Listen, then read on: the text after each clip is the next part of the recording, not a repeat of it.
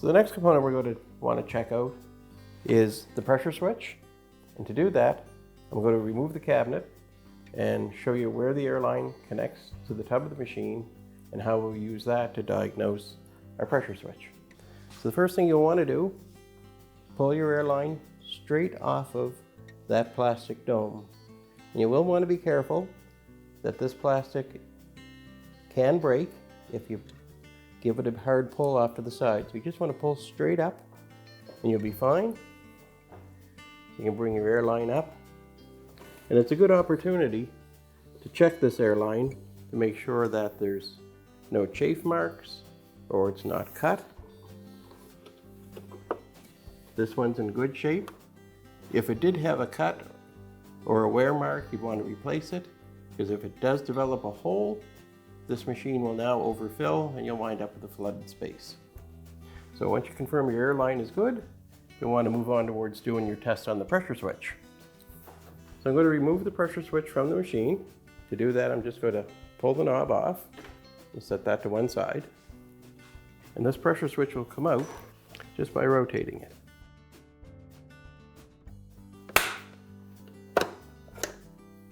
Your pressure switch has 3 wires going to it. Basically, power is being applied to the switch, and it's either going to send the power out to one component of the machine, or it's going to send the power out to the other component. So it's simply flipping the power from one way to another. I want to just give that air line a little wipe so it's clean. So we want to test the mechanical side of the pressure switch, and to do that we're just going to take the air line, we're just going to apply a little air pressure by blowing into it, and we'll hear the diaphragm operating the contacts.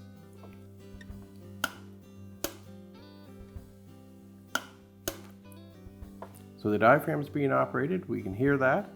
So that's now taking and switching the power from one side to the other. So now we're only going to take our meter and we're just going to measure to make sure that one set of contacts is closed and the other set is open. Blow into it and we'll check and see that that is reversed. So we have our multimeter and we have it set on the selection that allows it to check for continuity and giving a signal. We're just going to take our probes, and first we'll try it between the pink and the purple. And we have continuity.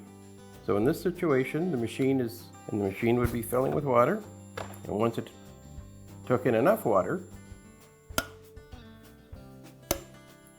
the switch would activate, stop filling, and move on to the next piece.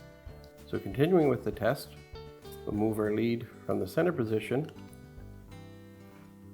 over to the tan wire, and there's no beep, there's no circuit until the pressure is applied.